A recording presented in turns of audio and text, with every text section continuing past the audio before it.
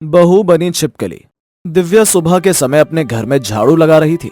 दिव्या को छिपकली से बहुत डर लगता था। तभी अचानक दीवार पर से एक छिपकली दिव्या के ऊपर गिर जाती है। दिव्या जोर जोर से चिल्लाने लगती है। तभी वहां उसकी सास जानकी देवी आती है।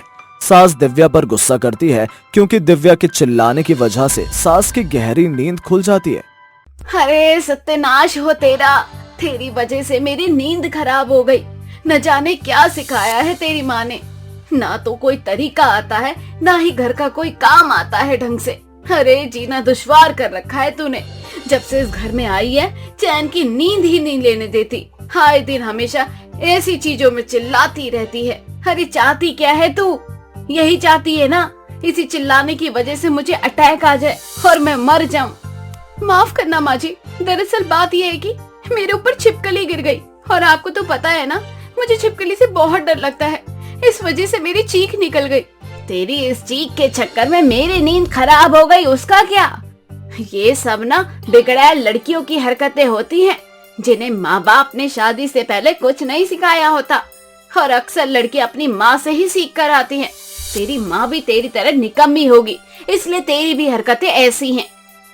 माफ करना माँ जी, सब कुछ अनजाने में हो गया, वरना मेरा कोई इरादा नहीं था कि मैं आपकी नींद खराब करूं।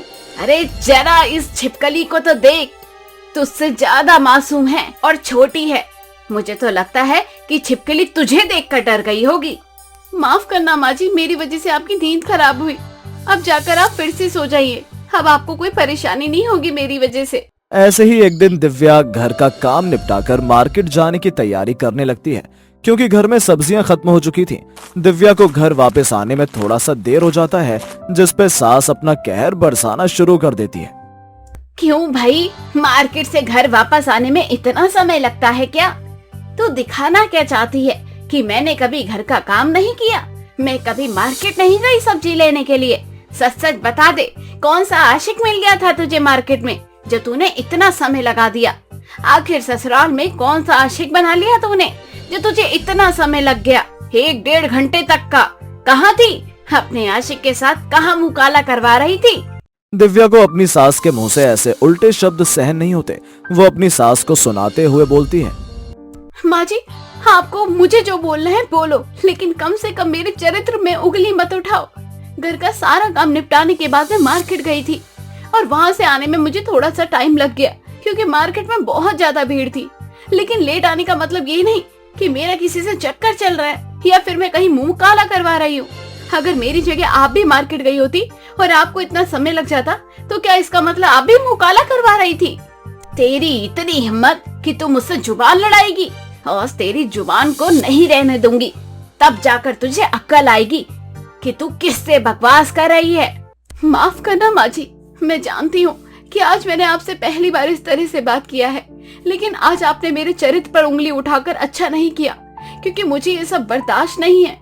मैं अपना सारा समय अपने परिवार को देती हूँ और इतना सब कुछ करने के बाद आप मुझे हमेशा हर छोटी छोटी चीजों को लेकर सुनाती हैं, लेकिन इसका मतलब ये नहीं कि मैं ये सब बर्दाश्त करूंगी।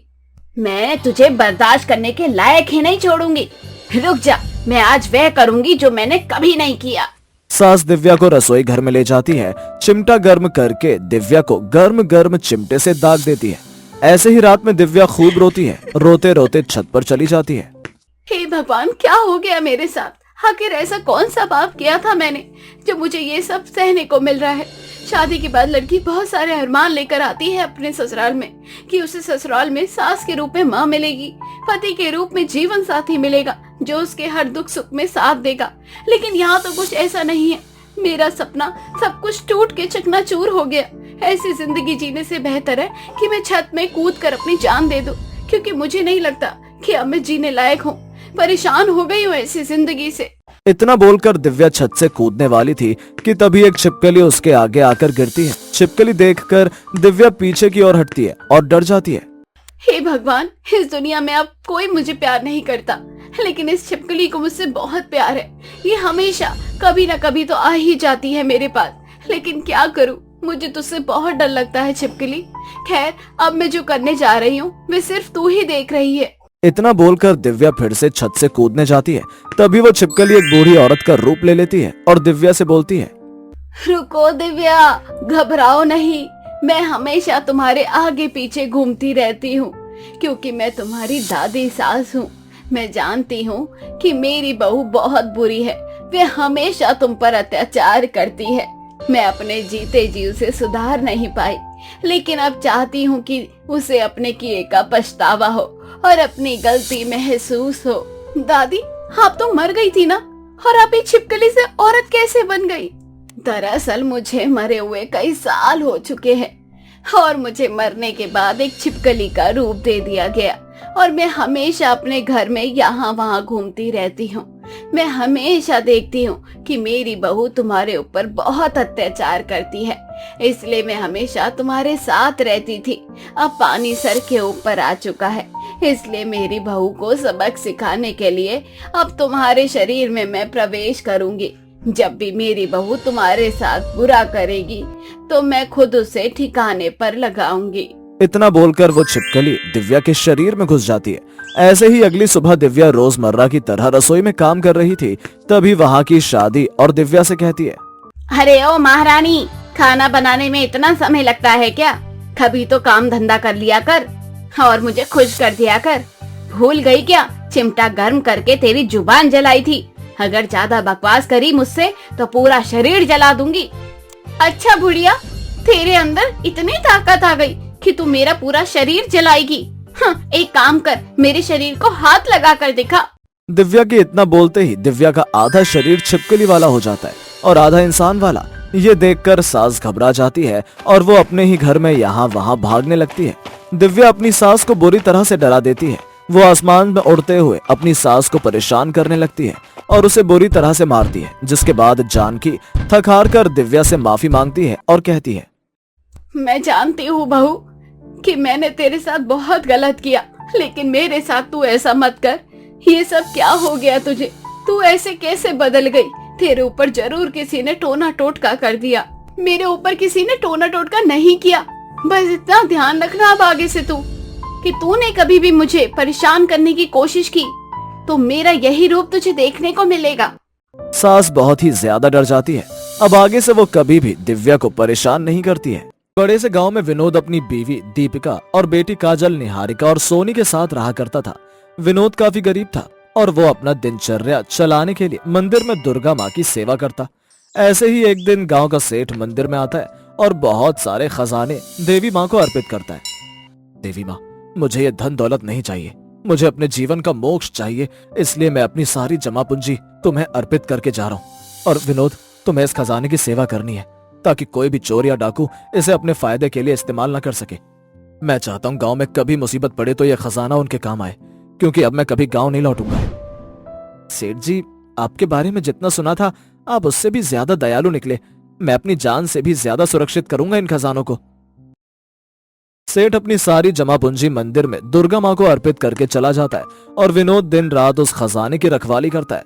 ऐसे ही कुछ दिन बीत जाते हैं और गांव का एक चोर जिसका नाम मंगल था, उसे इस बात की खबर हो जाती है कि मंदिर में बहुत सारा खजाना रखा है। फिर क्या था, मंगल अपने कुछ साथियों के साथ रात में मंदिर का खजाना लूटने के लिए आता है, पर अकेले ही विनोद मंगल और उसके गुंडों का सामना करता है। हो ना हो तुम मंगल हो, इस गांव में जितनी भी आज तक चोरी और डकैती हुई है सब तुमने ही की है। तुम्हें क्या लगता है तुम अपना और अपने साथियों का मुंह छिपाकर मंदिर का खजाना लूट लोगे? मेरे होते हुए मैं तुम्हें ऐसा कभी नहीं करने दूंगा। अच्छा, तो तूने मुझे पहचान लिया और तू हमें ये खजाना नहीं लूटने देगा? तो ठीक है, तुझे मरना पड़ेगा। भले ही तुझे मारकर हम ये खजाना लूटें, पर ये खजाना हम लूट कर ही रहेंगे। अब मंगल अपने साथियों के साथ मिलकर विनोद की जान ले लेता है और सारा खजाना लूट कर चला जाता है। विनोद के मरने के बाद दीपिका अपनी तीनों बेटियों के साथ लाचार हो जाती है। अब इसी तरह से कुछ दिन बीत जाते हैं और एक दिन दीपिका की तीनों बेटियां स्कूल से रोती हुई घर आती हैं। क्या हुआ मेरी बच्चियों, तुम तीनों इतना क्यों रो रही हो और आज स्कूल से इतना जल्दी क्यों आ गई? माँ, टीचर ने कहा है कि जब तक स्कूल की फीस जमा नहीं हो जाती हमें स्कूल ना आए। उन्होंने हमें स्कूल से निकाल दिया। क्या टीचर ने तुम्हें स्कूल से निकाल दिया? अब मैं क्या करूँ? मेरे पास तो इतने पैसे भी नहीं है कि मैं तुम तीनों की स्कूल की फीस जमा कर सकूं। माँ दुर्गा, ये सब क्या हो रहा है? क्या मेरे पति की सेवा से आप कभी खुश नहीं हुई? पहले दीपिका से उसका सुहाग चला जाता है और उसके बच्चों से उसके पिता का साया, और समय के साथ दीपिका के ऊपर दुखों का पहाड़ टूटने लगता है। अब दीपिका की तीनों बेटियों को भी स्कूल से निकाल दिया गया था। समय के साथ घर का राशन भी खत्म हो गया था और ऐसे एक दिन दीपिका अपनी तीनों बेटियों को सूखी रोटी खाने के लिए देती है। सूखी रोटी को देख काजल अपनी माँ से बोलती है, माँ, जब तक पिताजी जिंदा थे हम अच्छा खाना खाया करते थे और तुम भी हमें बासी रोटी और सूखी रोटी नहीं देती थी, पर आज सूखी रोटी मिल रही है। माँ, सच सच बताना, अनाज खत्म होने पर है ना? हाँ काजल बेटा, फिक्र मत कर, मैं काम देख रही हूँ, बहुत जल्द मुझे काम मिल जाएगा और एक बार फिर से तुम तीनों को पहले की तरह अच्छी रोटियां खाने को दूंगी। माँ, हम तीनों बहन भी आपकी मदद करना चाहती है। आप अकेले ही घर के काम करती हो और पूरा दिन काम ढूंढने में बिता देती हो। अब हम तीनों बहन भी काम करेंगे ताकि आपकी मदद हो सके। वैसे भी कौन सा अब हमें स्कूल जाना होता है। दीपिका की तीनों बेटियां छोटी थीं पर बहुत ही समझदार थीं। अब दीपिका अपनी बेटियों के साथ काम की तलाश में जाती है पर उसे कहीं काम नहीं मिलता, जिस वजह से अब दीपिका का अपनी माँ दुर्गा से विश्वास उठने लगता है और वो मंदिर जाकर माँ दुर्गा के सामने हाथ जोड़कर माँ दुर्गा से कहती है, हे माँ दुर्गा, तू कौन सी परीक्षा ले रही है? कहीं ऐसा तो नहीं कि तेरे भक्त विनोद की तरह हम चारों माँ बेटी मारे जाए। हम पर थोड़ा तरस खा। इतना बोलकर दीपिका दुर्गा माँ के चरणों में बैठकर फूट फूट कर रोने लगती है और तभी वहाँ एक अमीर घर की औरत आती है और दीपिका की ऐसी हालत देखकर उससे कहती है, मैं यहाँ मंदिर में पूजा करने के लिए आई हूँ और तुम यहाँ बैठकर रो रही हो। क्या तुम्हें रोने के लिए कोई दूसरी जगह नहीं मिली? माफ करना बहन, पर माता रानी से कुछ शिकायत हो गई थी, वही दूर करने के लिए आई थी। मेरी वजह से आपको परेशानी हुई। तुम्हारी हालत देखकर लगता है कि तुम बहुत गरीब हो। तुम अपनी 3 बेटियों के साथ इस मंदिर में बैठी हो। क्या तुम्हें कोई काम की जरूरत है? देखो, अगर तुम्हें काम चाहिए तो मुझे बता दो, क्योंकि मुझे भी अपने घर के लिए नौकरानी चाहिए। तुम चिंता मत करो, महीने पर सैलरी दे दूंगी और रोज के लिए खाना भी। उस औरत की ये बात सुनकर दीपिका की आंखों में चमक आ जाती है और वो बिना सोचे समझे इस काम के लिए हाँ कर देती है। अब दीपिका अगले दिन से ही उस औरत के घर जाकर साफ सफाई का काम शुरू कर देती है। दीपिका के साथ उसकी बेटी भी उस औरत के घर की साफ सफाई करती है। वो औरत बहुत अमीर थी पर उतनी ही कंजूस भी। ऐसे ही एक दिन उस औरत के घर पर उसकी सहेली आती है। अरे वाह यार, तुझे तो मुफ्त की नौकर मिल गई। कहाँ से ढूंढ कर लाई है? मुझे भी बता दे। वैसे भी ये सब बहुत मेहनत कर रहे हैं। तू इन्हें सैलरी दे रही है क्या? अरे तुझे क्या लगता है, क्या मैं इन नौकरों को सैलरी दूंगी? आज तक मैंने किसी भी नौकर को पैसे दिए हैं क्या? और वैसे भी मैं रोज इन्हें खाना दे देती हूँ, इनके लिए वही बहुत मायने रखता है। और लास्ट में चोरी का इल्जाम लगाकर इन्हें घर से निकाल दूंगी। दीपिका उन दोनों औरतों की बातें सुन लेती है और बिना कुछ कहे अपनी बेटियों के साथ घर से निकल जाती है। पर तभी दीपिका का अचानक से एक्सीडेंट हो जाता है और उसकी तीनों बेटियां फूट फूट कर रोने लगती हैं और दुर्गा माँ से मदद की गुहार लगाती हैं। हे माँ दुर्गा, मेरे पिताजी और माँ दोनों ही आपके बहुत बड़े भक्त हैं और हम भी हर समय आपकी भक्ति करते रहते हैं। क्या आप कभी भी हमारी भक्ति से खुश नहीं हुई? आप हमें 2 वक्त की रोटी नहीं देती, कोई बात नहीं, पर हमसे हमारी माँ तो मत छीनो। अगर हमारी माँ मर गई तो हम अनाथ हो जाएंगे। भगवान बहुत कृपालु होता है, वो कभी बच्चों की प्रार्थना को नहीं टालता। और आखिरकार माँ दुर्गा निहारिका की बात सुन लेती है और एक जादुई रोटी उड़ती हुई काजल, निहारिका और सोनी के पास आती है। मुझे माँ दुर्गा ने भेजा है, तुम्हारी प्रार्थना उन्होंने सुन ली है। माँ दुर्गा कभी भी अपने भक्तों के साथ बुरा नहीं होने देगी। तुम चिंता मत करो, मैं तुम्हारी माँ का इलाज कराऊंगी। जादुई रोटी में से एक तेज रोशनी निकलती है और वो दीपिका पर पड़ती है। कुछ देर बाद दीपिका होश में आ जाती है और वो माँ दुर्गा की भेजी हुई जादुई रोटी को प्रणाम करती है, जिसके बाद जादुई रोटी के मुंह से कुछ रोटियां निकलती हैं, जिसे खाकर तीनों बहनें अपना पेट भरती हैं और जादुई रोटी दीपिका और उसकी बेटियों से कहती है, अब से तुम हमेशा मेरे साथ रहोगी। अब तुम्हें अपने पुराने घर जाने की जरूरत नहीं है। तुम मेरे साथ मेरे घर रहोगी और मैं तुम्हें रोटी बना कर दूंगी और तुम रोटी हमेशा बेचने का काम करोगी और ये रोटी सिर्फ तुम 2 रुपए में बेचोगी और ये रोटी खाकर सब अपना पेट भर पाएंगे और इस जादुई रोटी को खाने से इंसान की सारी बीमारियां खत्म हो जाएंगी।